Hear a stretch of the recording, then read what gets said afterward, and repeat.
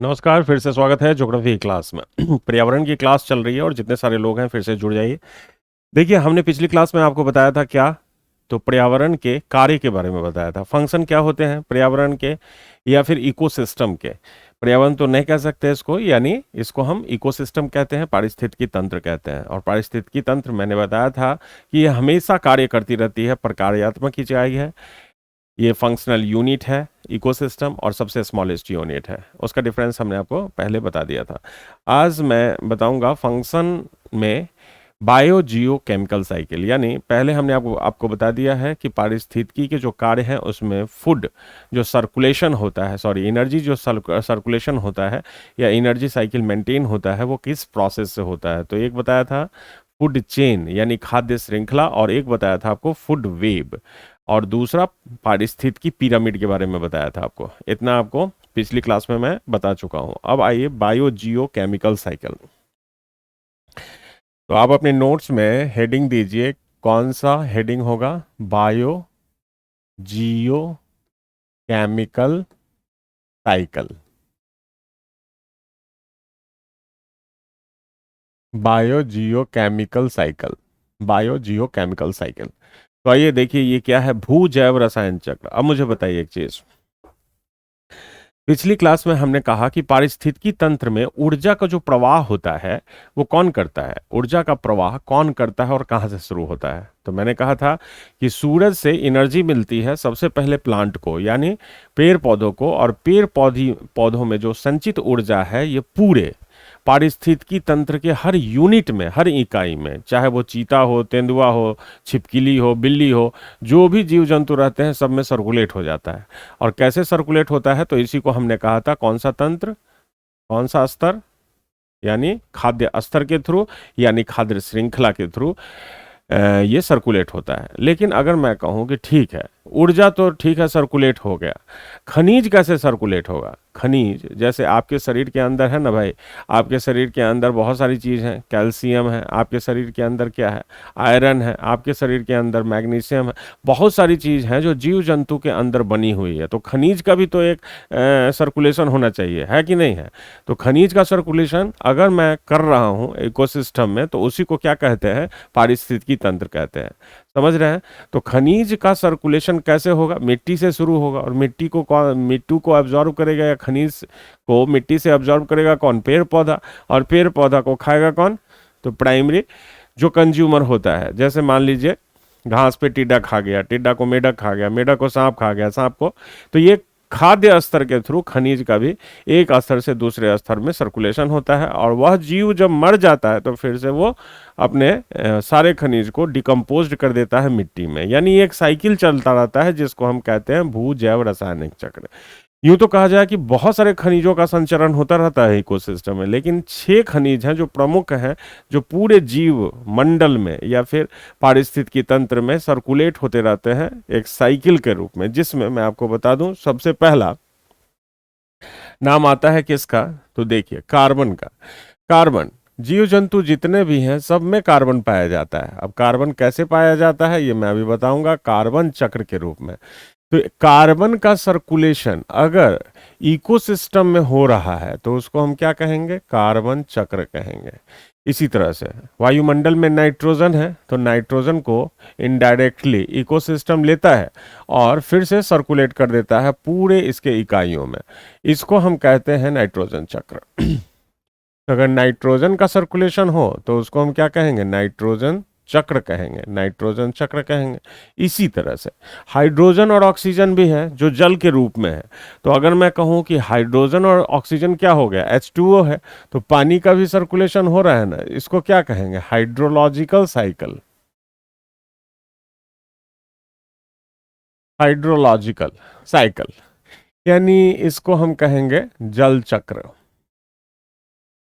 जल चक्र, जल चक्र के रूप में। तो ये जो जल चक्र है इसमें हाइड्रोजन और ऑक्सीजन है। एक चौथा जो है इसको हम कहते हैं फास्फोरस चक्र। फास्फोरस, तो ये फास्फोरस चक्र के रूप में पूरे जीव मंडल में सर्कुलेट होता रहता है, फास्फोरस चक्र।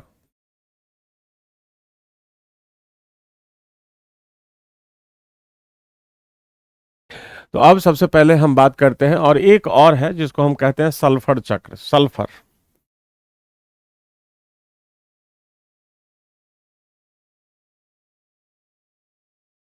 सल्फर चक्र के रूप में। तो इन सारे खनिजों का आपके पारिस्थितिकी तंत्र में पूरा संचरण ही बायोजियोकेमिकल साइकिल का कहलाता है। तो पहले तो प्रकाश का संचलन देखा, प्रकाश यानी ऊर्जा के रूप में संचरण हो रहा है, यानी खाद्य या फूड चेन के रूप में हो रहा है। दूसरा खनिज के रूप में हो रहा है। तो खनिज को समझते हैं, कार्बन चक्र सबसे पहले समझते हैं। देखिए कार्बन कार्बन चक्र को समझने में सबसे पहले देखिए यहाँ, अगर मैं आपसे कहूं कि ये स्थल है,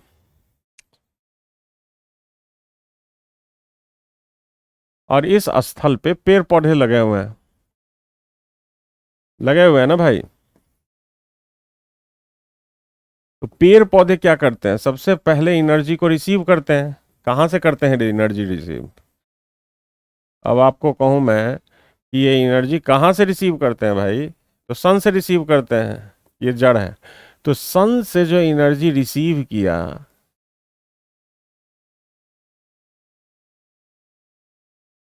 तो इनके अंदर ऊर्जा कैसे संचित हुआ? अगर मैं कहूं ऊर्जा चक्र चलता है, या फूड एक स्थान से दूसरे स्थान ऊर्जा का 10% ही हस्तांतरण होता है। तो इस पेड़ पौधे में जो ऊर्जा संचित हो रहा है वो किस प्रोसेस से हो रहा है? तो आप जानते हैं पेड़ पौधे कौन सी क्रिया कहते हैं? फोटो सिंथेसिस करते हैं, प्रकाश संश्लेषण करते हैं ना भाई। प्रकाश संश्लेषण समझ रहे हो कि नहीं? समझ रहे हो कि नहीं समझ रहे हो? फोटोसिंथेसिस करते हैं और एब्जॉर्ब करते हैं एटमॉस्फेयर में किसको? CO2 की मात्रा कितनी है वायुमंडल में? 0.03%। इसी को क्या करेंगे? एब्जॉर्ब करेंगे।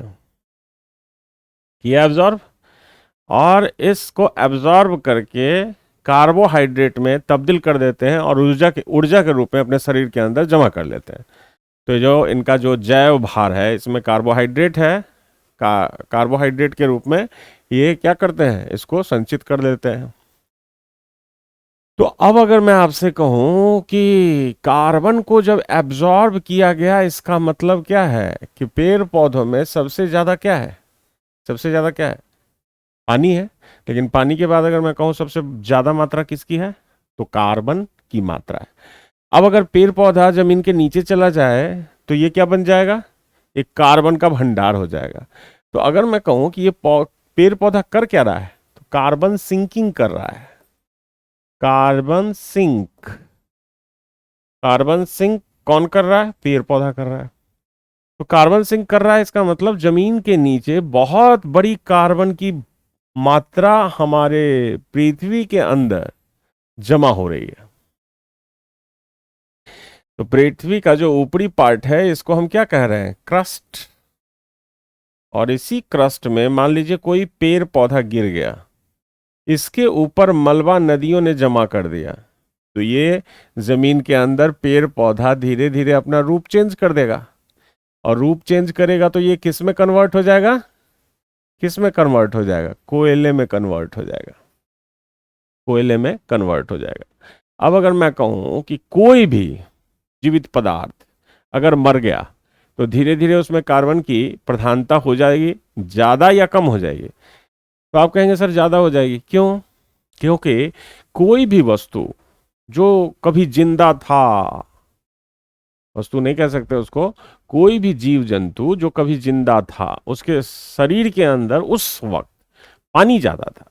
लेकिन जब जमीन के नीचे गया, तो इसका मतलब जमीन के अंदर टेम्परेचर बढ़ा, पानी इवेपोरेट हो गया, बचा क्या? कार्बन बचा। तो धीरे धीरे धीरे धीरे धीरे धीरे उसके शरीर में कार्बन की मात्रा बढ़ती चली गई, मृत शरीर में। इसका मतलब कोई भी, इसका मतलब कोई भी अगर मैं कहूं कि जीवित पदार्थ जो मर चुकी है वो बहुत ज्यादा दिनों की हो गई है, तो उसमें कार्बन के एटम की संख्या बढ़ जाएगी। और यही है C14 पद्धति, कार्बन पद्धति, जिससे हम आयु निर्धारण कर लेते हैं। तो ये क्या हुआ, ये नीचे कोयले का निर्माण हो गया। अब देख रहे हैं ना, ये कोयला बन गया। कोयला को क्या कहते हैं आप? क्या कहते हैं? फोसिल फ्यूल्स कहते हैं। फोसिल फ्यूल्स, फोसिल फ्यूल्स, सब में कार्बन है। ये कार्बन है।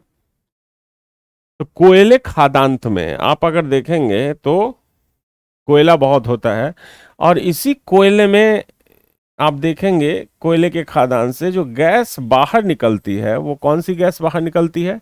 CH4। तो इसी को कहते हैं कोल बेड मीथेन।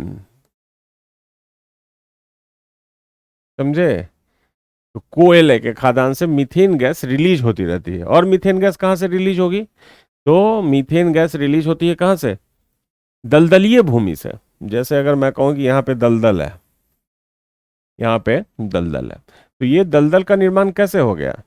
अगर मैं कहूं ये दलदल कैसे बन गया, तो दलदल का निर्माण आप देखिएगा विश्ववत रेखीय वन में सबसे ज्यादा होता है। जहां बहुत ज्यादा पेड़ पौधे होते हैं ना, वहां पत्तियां गिरती हैं नीचे तो सड़ जाती हैं, और वो पानी के साथ ना डिकम्पोज होती रहती है। इसका मतलब है पत्तियों में, पेड़ के टहनियों में, इन सब में कार्बन की मात्रा है, और पानी में क्या हो रहा है? वो सब डिजॉल्व हो रहा है। इसका मतलब उसमें दलदल में कार्बन की प्रधानता हो रही है। इसी को कहते हैं पीट।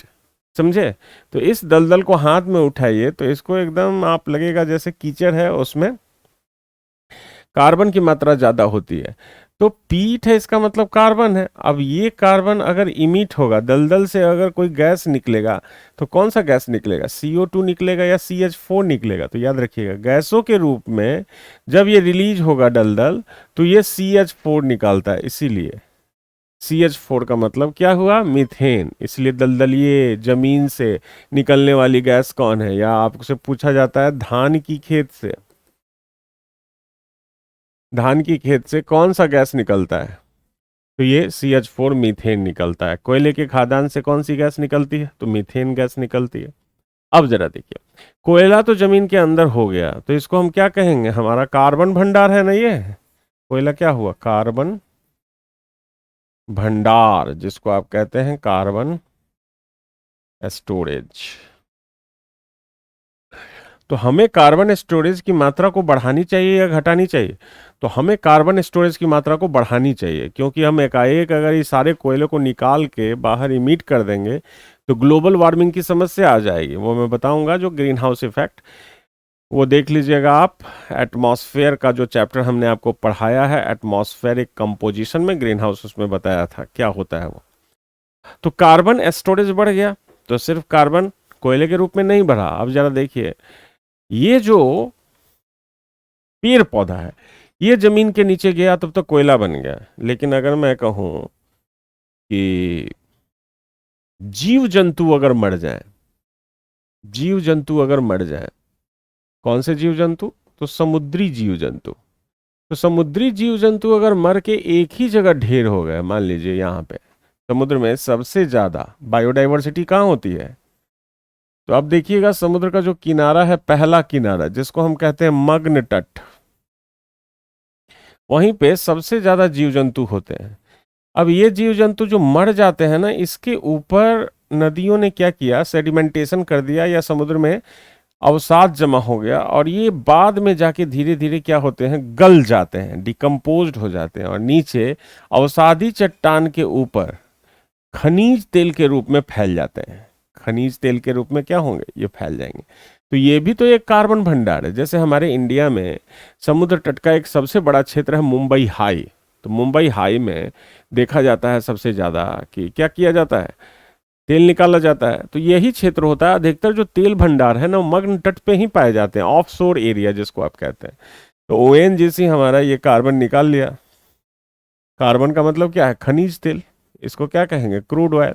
और क्रूड ऑयल को रिफाइनरी में भेज देते हैं, और वहां से बहुत सारे पेट्रोलियम पदार्थ बन जाते हैं, जिसको हम कहते हैं पेट्रोकेमिकल इंडस्ट्री। जैसे रिफाइनरी हुआ, पेट्रोल निकालता है, किरासन निकालता है, डीजल निकालता है। तो ये सब कार्बन भंडार को हमने बाहर निकाल दिया और फिर से इमिट कर दिया। तो इसका मतलब क्या है कि एक तरफ से पेड़ पौधा कार्बन को बना रहा है, सनलाइट से एनर्जी लेके, फोटोसिंथेसिस, प्रकाश संश्लेषण की उपस्थिति में CO2 को एब्जॉर्ब कर रहा है, और दूसरी तरफ हम क्या कर रहे हैं? इन सारे कार्बन भंडार को निकाल निकाल के उसको जला दे रहे हैं और बाहर निकाल दे रहे हैं। इसका मतलब एक तरफ से ये पृथ्वी सोख रही है, दूसरी तरफ से निकल रही है। दूसरा, अगर मैं कहूं कि मानव नहीं हो पृथ्वी पे, अगर पृथ्वी पे मानव नहीं हो तो क्या ये कार्बन इमिट नहीं होगा? होगा, बिल्कुल होगा। तो किस प्रोसेस से होगा? तो जैसे ज्वालामुखी की क्रिया देखिए, ज्वालामुखी क्रिया तो मानव नहीं करता है, लेकिन ज्वालामुखी में सर्वाधिक मात्रा में निकलने वाली गैस अगर पूछा जाए तो पहले जलवाष्प होती है, सेकेंड नंबर पे CO2 की मात्रा होती है जो लगातार रिलीज होता रहता है। इसका मतलब नेचुरल प्रोसेस से भी ये रिलीज हो रहा है। दूसरा, पृथ्वी से अगर पूछिए आप कि देखो तुम जितना कार्बन सोख रही हो, यानी जो कार्बन की मात्रा है पूरे वायुमंडल में, ये कार्बन को तुम सोख रही हो और सिर्फ केवल भंडार बना के अंदर रख रही हो, क्या इसको छोड़ती भी हो? तो उसका कहना है कि ठीक है, हम जिस रेट से इसको एब्जॉर्ब करते हैं ना, उस रेट से फिर क्या करते हैं, इमिट भी करते हैं। हाँ, उसका कहना है कि एक लंबे जियोलॉजिकल टाइम स्केल में हो सकता है कि कार्बन की मात्रा कम हो जाए या बढ़ जाए। अगर तुम ज्यादा इमिट करना शुरू कर दिए तो बढ़ जाएगा, और हमारे ऊपर बहुत ज्यादा अगर वनस्पति क्षेत्र बन गए तो हो सकता है वो घट जाए। तो हमें क्या करना है, इन दोनों के बीच एक संतुलन स्थापित करना है। समझे ना, हमें क्या करना है, इन दोनों के बीच एक संतुलन स्थापित करना है, ताकि ताकि क्या हो, न ज्यादा ग्लोबल वार्मिंग हो और न ही ज्यादा ग्लोबल डिमिंग हो। ग्लोबल डिमिंग का मतलब होता है कि कार्बन डाइऑक्साइड की मात्रा इतना न ज्यादा हो जाए कि पूरा वायुमंडल में एकदम कार्बन डाइऑक्साइड का गोला बन जाए, बादल बन जाए और सनलाइट को अवरुद्ध कर दे, जिसको हम क्या कहते हैं, ग्लोबल डिमिंग। तो ग्लोबल वार्मिंग के जस्ट उल्टा टर्म है ग्लोबल डिमिंग। समझ रहे ना? तो कार्बन चक्र मेंटेन कैसे हुआ? तो देखिए बहुत सारे प्रोसेस से मेंटेन होता है। तो अगर मैं आपसे कहूं कि कार्बन जो इमिट हो रहा है और कार्बन जो रिसीव हो रहा है, तो वो एक साइकिल के रूप में हो रहा है। इसका मतलब ये हुआ कि एक तरफ से क्या हुआ, एक तरफ से प्लांट ने रिसीव किया, जमीन के अंदर डाला, और दूसरी तरफ से जमीन से फिर से वायुमंडल में आ गया। तो ये एक प्रोसेस चल रहा है ना जी, इसी को कहते हैं कार्बन चक्र। ये एक प्रोसेस चल रहा है, इसी को क्या कह रहा है, कार्बन चक्र कह रहा है। समझ रहे हैं? तो कार्बन चक्र में कौन कौन सा में भाग हो सकता है? तो कार्बन चक्र में मतलब कौन कौन से इंसिडेंट्स को हम शामिल करते हैं? जैसे आप हैं, हम हैं, श्वसन करते हैं ना, तो श्वसन के दौरान कार्बन चक्र में देखिए, इधर मैं लिख देता हूं कार्बन चक्र, कार्बन साइकिल के पार्ट, कार्बन साइकिल। तो कार्बन साइकिल के पार्ट कौन कौन हो सकते हैं? तो कार्बन साइकिल के पार्ट, पहला ये रिस्पिरेशन, श्वसन भी तो एक कार्बन साइकिल का पार्ट है, आप भी तो छोड़ते हैं, यानी श्वसन के दौरान। दूसरा, श्वसन तो करते ही हैं। दूसरा, फोटोसिंथेसिस के द्वारा भी होता है, रिसीव किया जाता है, कार्बन साइकिल का पार्ट तो है ही वो, फोटोसिंथेसिस प्रोसेस, जिसमें प्लांट क्या करता है, अपने अंदर कार्बन को संचयित करता है। तीसरा प्रोसेस, वेटलैंड इमिशन, वेटलैंड का मतलब आर्द्र भूमि के द्वारा क्या होता है, कौन सी गैस को छोड़ा जाता है, CH4, वो भी एक कार्बन ही है, वेटलैंड इमिशन। इसके अलावा fossil fuel, fossil fuel burning या कंबसन, बर्निंग। फोसिल फ्यूल्स में आप किसको किसको शामिल करेंगे? जैसे कोयले को शामिल करेंगे, खनिज तेल को शामिल करेंगे, और प्राकृतिक गैस को शामिल करेंगे, वो भी क्या है, कार्बन ही है। पांचवा, कंबसन, कंबसन का मतलब कोई भी दहन होता है, कंबसन। कंबसन का मतलब दहन, कंबसन में क्या होता है, किसी भी चीज को जलाते हैं, चाहे आप लकड़ी जलाएं या घास फूस जलाएं या किसी भी चीज को जलाएं, मुर्दा जलाएं, कोई भी चीज जलाएं, तो उसमें क्या होता है, क्या होता है, कार्बन डाइऑक्साइड की मात्रा। किसी भी चीज को आप जलाएंगे, किसी भी चीज को, अब पत्थर तो जलेगा नहीं क्योंकि वो क्या है, वो अजैविक तत्व है। अजैविक तत्व पहले से ही था, लेकिन ऐसी कोई चीज जो पहले कभी जिंदा था आज मर गया, उसको जलाएंगे तो कार्बन डाइऑक्साइड तो निकलेगा ही, तो कंबसन करेंगे तो निकलेगा ही। और क्या हो सकता है, वॉल्केनिज्म, वॉल्केनिज्म ज्वालामुखन क्रिया के दौरान, समझे, भी क्या निकलेगा, CO2 की मात्रा निकलेगी। सातवें नंबर पे अगर हम आपको बताएं तो इंडस्ट्रियलाइजेशन, उद्योगों के द्वारा, इंडस्ट्रियलाइजेशन औद्योगिकरण के द्वारा भी क्या होता है, क्या होता है, कार्बन चक्र होगा। यानी कार्बन अगर एटमॉस्फेयर में या रिसीव किया जा रहा है या फिर छोड़ा जा रहा है तो वो कार्बन साइकिल का पार्ट है। तो इतना सारा चीज आप देख लिए, कार्बन साइकिल का पार्ट है। तो ये कार्बन साइकिल आपका कंप्लीट हो गया। इसको एक नोट्स के रूप में बना लीजिए, डेवलप कर लीजिए इसको। अब हम आते हैं नाइट्रोजन साइकिल पे। नाइट्रोजन साइकिल में आइए, नाइट्रोजन साइकिल में आइए, समझे? नाइट्रोजन साइकिल में आइए।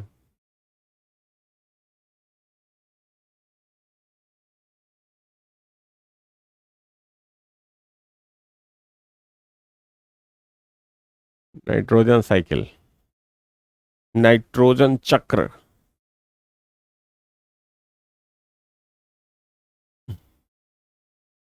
नाइट्रोजन साइकिल मिटा देता हूं इसको।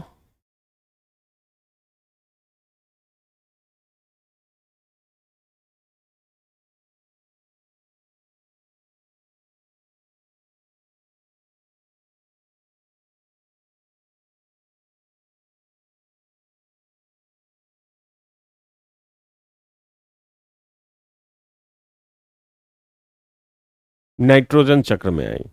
देखिए नाइट्रोजन चक्र क्या है? नाइट्रोजन चक्र मुझे बताइए, क्या आपके शरीर के अंदर नाइट्रोजन है? अगर मैं आपसे क्वेश्चन करूं कि आपके शरीर के अंदर नाइट्रोजन है कि नहीं है, तो आप कहेंगे है सर। है। किस रूप में है? किस रूप में है? प्रोटीन के रूप में है ना? तो अगर मैं कहूं नाइट्रोजन आपके शरीर में आया कहां से, आपके शरीर में अगर मैं कहूं नाइट्रोजन कहां से आया, ये पृथ्वी का सबसे ऊपरी सतह है और इस सतह पे सबसे ज्यादा पेड़ पौधे हैं या मानव है? सबसे ज्यादा क्या है? पेड़ पौधे हैं।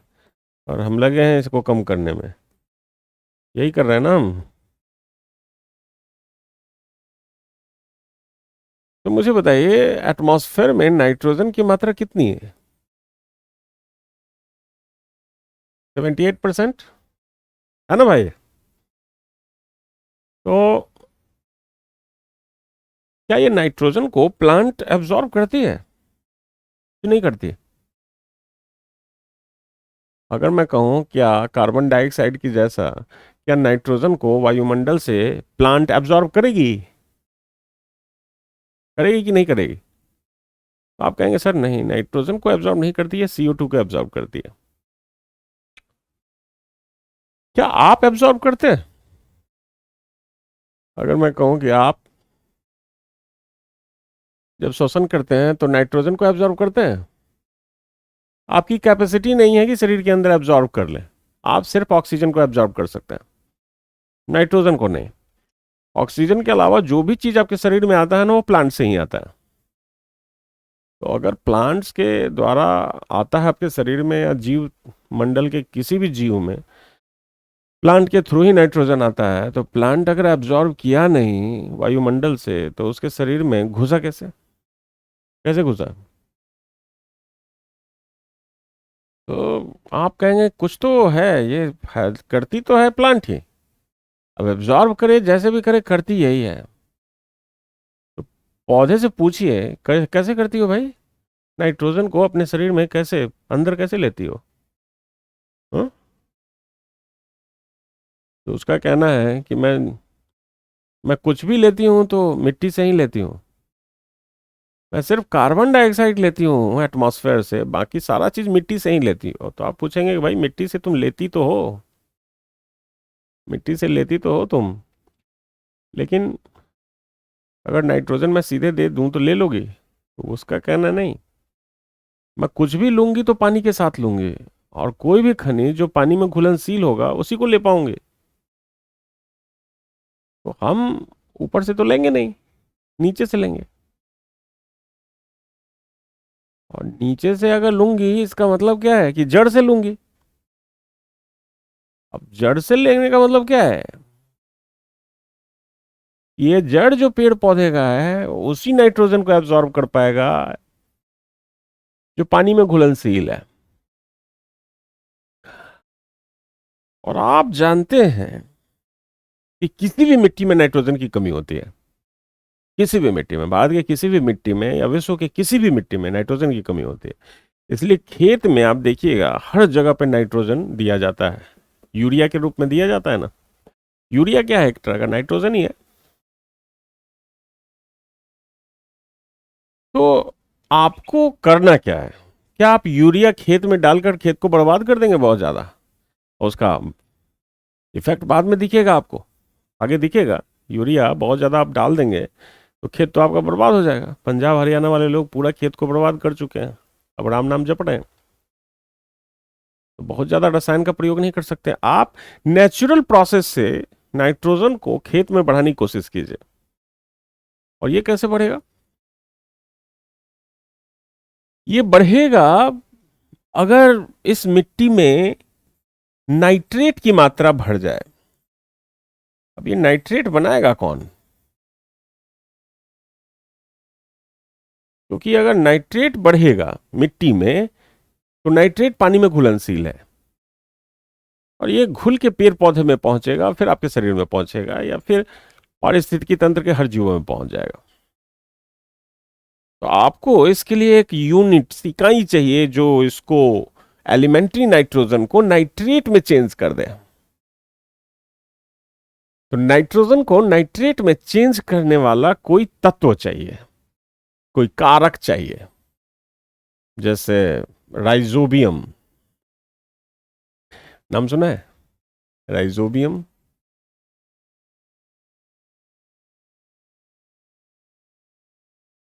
ये राइजोबियम करता क्या है? देखिए, राइजोबियम एक बैक्टीरिया है जो करता क्या है, पेड़ पौधे के जड़ों में चिपका रहता है। एकदम पेड़ पौधे की जड़ों में क्या होगा? चिपक जाएगा।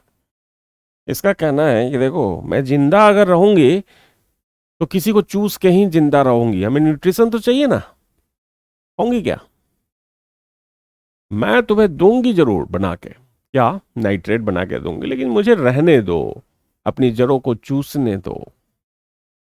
तो ये जड़ों पे आश्रय बना लेती हैं। कुछ स्पेशल से प्लांट्स होते हैं, जैसे आपने सुना होगा जो दलहनी पौधा है, और भी बहुत सारे पौधे हैं जिनकी जड़ों में ये चिपक जाते हैं। कोई जरूरी नहीं कि दलहनी पौधे में ही ये चिपके रहे, और भी बहुत सारे पौधे हैं, बड़े पौधे भी होते हैं।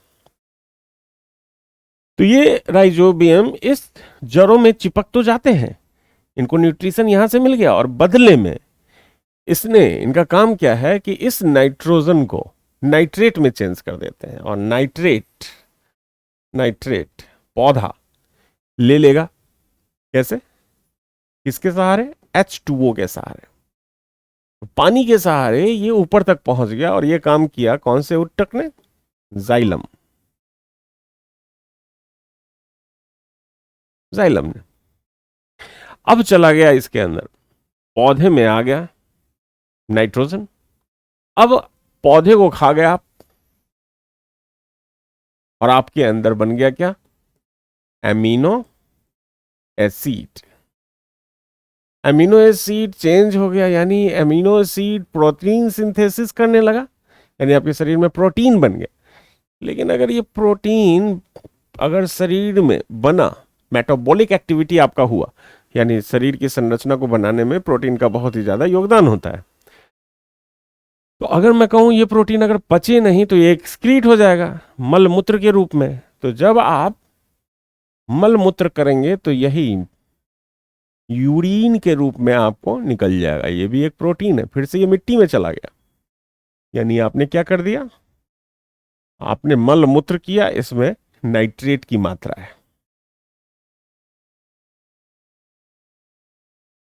इसलिए दुनिया जितना भी मल मूत्र करती है ना, उसका भी बहुत बड़ा इंडस्ट्री है। तो ये जो इंडस्ट्री है ना, ये एक फर्टिलाइजर का काम करती है।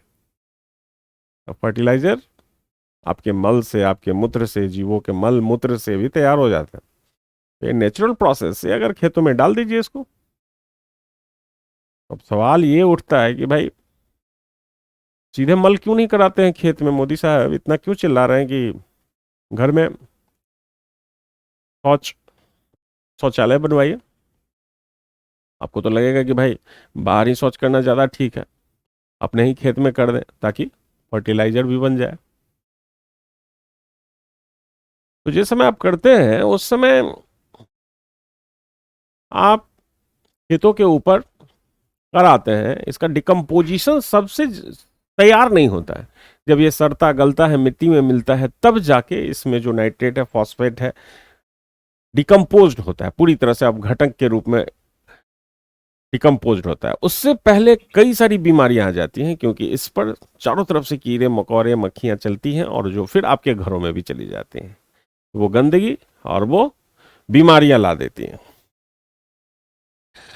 तो ये जो प्रोसेस है, ये किसके द्वारा हो रहा है? मिट्टी में नाइट्रोजन को बढ़ाने का काम किसके द्वारा हो रहा है? राइजोबियम के द्वारा। और सिर्फ राइजोबियम ही नहीं, और भी बहुत सारे एल्गी हैं। ये तो बैक्टीरिया हैं, बहुत सारे एल्गी हैं। जैसे नाम सुना होगा नॉस्टॉक, नॉस्टॉक का नाम सुना है? नॉस्टॉक, एनाबीना, एनाबीना का नाम सुना होगा। क्लॉस्ट्रोडियम का नाम सुना होगा। राइवुलेरिया का नाम सुना होगा। ब्लू ग्रीन एल्गी तो सुना ही होगा।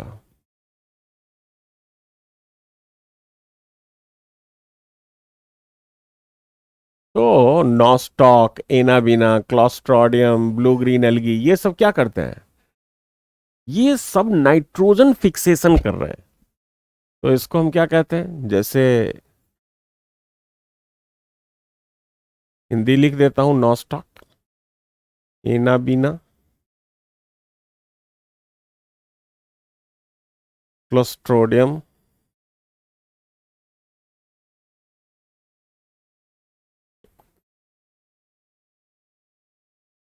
राइवुलेरिया,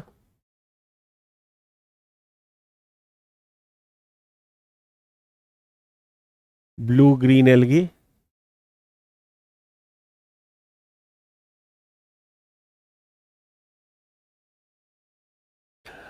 तो ये सब नाइट्रोजन फिक्सेशन करते हैं। समझ गए? क्या करते हैं? नाइट्रोजन फिक्सेशन, जिसको हम कहते हैं नाइट्रोजनीकरण। क्या कह रहे हैं? नाइट्रिफिकेशन। समझ रहे हैं? नाइट्रिफिकेशन कहते हैं, या फिर नाइट्रोजन फिक्सेशन कहते हैं।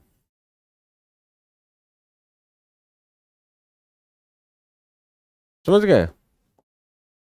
तो इसको हम नाइट्रोजन फिक्सेशन कहते हैं। तो नाइट्रोजनीकरण या नाइट्रोजन स्थिरीकरण, हिंदी में इसको नाम दिया जाता है, जो इतने सारे कारक के द्वारा, एजेंट्स के द्वारा होता है। ठीक है? तो नाइट्रोजन साइकिल में आप देख रहे हैं ना, ये एक साइकिल बन रहा है। एक तरफ से नाइट्रोजन को रिसीव किया जा रहा है, रिसीव किया जा रहा है। लेकिन अगर मैं कहूं कि ये जो नाइट्रोजन साइकिल है, ये कंप्लीट कैसे होगा? केवल रिसीव करने से तो कंप्लीट होगा नहीं। तो उस प्रोसेस को हम कहते हैं डीनाइट्रिफिकेशन, वी नाइट्रोजनीकरण। तो एक और प्रोसेस है, जरा उसको समझते हैं। एक और प्रोसेस है, जरा उसको समझते हैं कि डीनाइट्रिफिकेशन कैसे हो जाता है। अब मुझे बताइए, यहां मैं एक सपोज कीजिए, ये स्थलीय पार्ट है और ये जलीय पार्ट है। समझे? ये है क्रस्ट। पृथ्वी का सबसे ऊपरी पार्ट क्या कहलाता है? क्रस्ट। और इसी क्रस्ट के ऊपर बहुत जगह पे समुद्र भी हैं।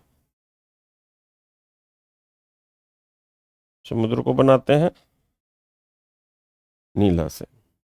तो इसी क्रस्ट पे बहुत जगह पे क्या है? समुद्र बने हुए हैं, 71% क्षेत्र में। तो आपने कहा कि भाई अगर ये पेड़ पौधे हैं, तो ये अपनी जड़ों से क्या करते हैं? नाइट्रोजन को रिसीव कर रहे हैं, कर रहे हैं ना? तो किस रूप में कर रहे हैं? नाइट्रेट को ले रहे हैं। और ये जो नाइट्रेट है, NO3 है, ये पानी में क्या है? घुलनशील है। इसका मतलब ये हुआ कि अगर बारिश हो जाए, मान लीजिए, अगर मान लीजिए यहां बादल से बारिश हो जाए झमाझम, तो ये नाइट्रेट पानी में घुलकर समुद्र में पहुंच जाएगा। पहुंच जाएगा, नहीं पहुंच जाएगा?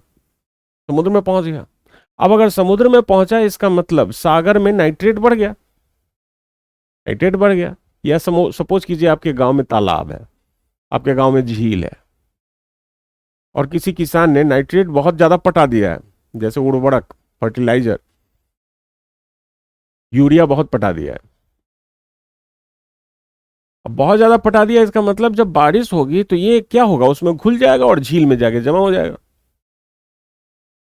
अगर समुद्र है तो समुद्र में चलता चला जाएगा, झील में चला जाएगा। इसलिए आप गांव में देखेंगे कि तालाब के ऊपर ना जलकुंभियां फैल जाती हैं, जलकुंभियां ये फैल जाती हैं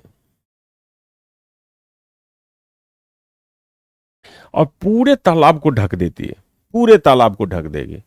अब ये जो मछली है नीचे, अपने पूरे फैमिली के साथ, इसको तो सनलाइट मिल ही नहीं रहा है। अब तो ये सनलाइट ब्लॉक कर दिया जलकुंभी ने, तो ये जो मछली है ये तो मर जाएगी, मर जाएगी ना। सनलाइट नहीं मिला, और सनलाइट नहीं मिला, दूसरा है वाटर में नाइट्रेट बहुत ज्यादा बढ़ गया, तो इसका न्यूट्रिशन लेवल बढ़ गया, यानी पानी आपका बहुत उपजाऊ हो गया है। और उपजाऊ होने के कारण यहाँ पे तरह तरह के घास, पत्ते, जलकुंभी फैल जाएंगे, जिस क्रिया को कहते हैं सुपोषण। सुपोषण इंग्लिश में कहते हैं यूट्रोफिकेशन। क्या कहते हैं? यूट्रोफिकेशन इंग्लिश में। तो जो जलकुंभी का फैलना, ये अच्छा माना गया या खराब माना गया? बहुत खराब माना गया, क्योंकि क्योंकि ये मछलियां मर जाएंगी सारी। तो जिस तालाब के ऊपर अगर जलकुंभी फैल जाए, उसमें मछलियों की संख्या तो ज्यादा रहती नहीं। आप सोचते होंगे नीचे मछली चल रही होगी, नहीं, अंधेरा है, सनलाइट मिलेगा नहीं। और सनलाइट नहीं मिला, इसका मतलब फाइटोप्लैंक्टन्स भी नहीं बनेगा, जो पानी के अंदर बनता है, मछलियां खाती हैं। तो ये जो तालाब है ये डेड हो गया, ये बायोलॉजिकल डेजर्ट बन गया, मतलब जैविक रूप से रेगिस्तान बन गया है। इसलिए जलकुंभियों को साफ करते रहिए। अब दूसरा आप कहेंगे कि सर नाइट्रेट तो नॉर्मल प्रोसेस से भी यहां जाता रहेगा, नाइट्रेट तो नॉर्मल प्रोसेस से भी पानी में जाता रहेगा, तो क्या कोई ऐसा प्रोसेस है जिसे नाइट्रेट से नाइट्रोजन में कन्वर्ट किया जा सके? तो हाँ, आप नहीं कर सकते, नेचर कर सकता है। आप नहीं कर सकते, लेकिन नेचर कर सकता है इस चीज को। अब नेचर कैसे करेगा? तो नेचर में बहुत सारे एजेंट्स हैं। जैसे अगर यहां पे नाइट्रेट की मात्रा है, अगर यहां नाइट्रेट की मात्रा है, तो इस नाइट्रेट को फिर से वायुमंडल में, वायुमंडल में नाइट्रोजन के रूप में चेंज कर दिया जाता है। नाइट NO2 के N2 के रूप में चेंज कर दिया जाता है। और ये चेंज करता है कौन? एक खास तरह का बैक्टीरिया है जिसको कहते हैं स्यूडोमोनस।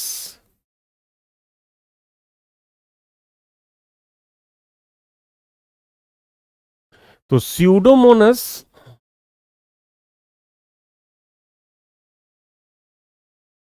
ये जो स्यूडोमोनस है, ये क्या किया?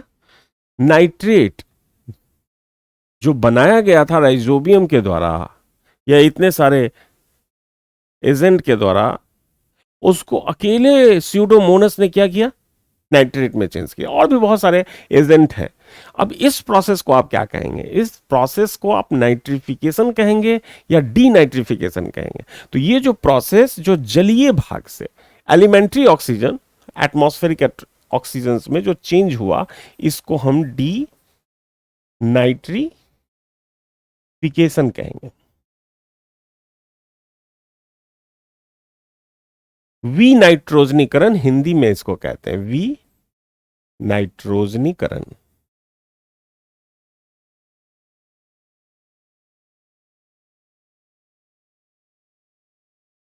समझे? विनाइट्रोजनीकरण इसको कहते हैं। तो आप समझ गए होंगे कि साइकिल तब कंप्लीट होता है जब एक तरफ से वायुमंडलीय ऑक्सीजन को लिया जाए, इनटेक किया जाए पृथ्वी के द्वारा, और ये प्लांट्स में चला जाए, और प्लांट्स पूरे जीव मंडल में इसको सर्कुलेट करे, और फिर से इसको वापस कर दिया जाए हमारे वायुमंडल से, जहां से हमने लिया था इसको फिर से वापस कर दिया जाए। तो ये एक साइकिल मेंटेन होता है, और इसमें हमने दो तीन वर्ड्स का इस्तेमाल किया जो आपके एग्जाम में पूछा जाता है, जैसे नाइट्रिफिकेशन यानी नाइट्रोजनीकरण, या नाइट्रोजन फिक्सेशन नाइट्रोजन स्थिरीकरण, या फिर मैंने नाइट्रोजन फिक्सिंग एजेंट कौन कौन से होते हैं, बैक्टीरिया, शैवाल, उसकी चर्चा की, और डीनाइट्रोफिकेशन कौन करता है, सीडोमोनास, उसकी चर्चा की है। प्रोसेस आपको बता दिया है कि कैसे नाइट्रोजन फिक्सेशन होता है, इन सबको कैसे किया जाता है। तो इतना आप समझ गए हैं। तो आज जो बायोजियो केमिकल साइकिल है उसमें मैंने कार्बन साइकिल और नाइट्रोजन साइकिल को बताया है। ये जो तीन और बचे हैं, जो हाइड्रोलॉजिकल साइकिल जिसको जल चक्र कह रहे हैं, या फास्फोरस चक्र कहते हैं, या सल्फर चक्र, उसको मैं कल कल के क्लास में आपको बताऊंगा। तो आज की क्लास यहीं तक रहने देते हैं। इसका नोट्स बनाइए और अच्छी तरह से बनाइए ताकि आप बहुत अच्छा कर पाए आगे। और एक इकोलॉजी का एक बहुत अच्छा नोट्स तैयार कीजिए, सारा सेक्शन मैं यहीं पे आपको डिस्कस कर दूंगा, और आपको फी देने की अभी जरूरत नहीं है, सिस्टमेटिक क्लास चलती रहेगी तब तक। समझ गए? हाँ, तो आज की क्लास यहीं समाप्त होती है।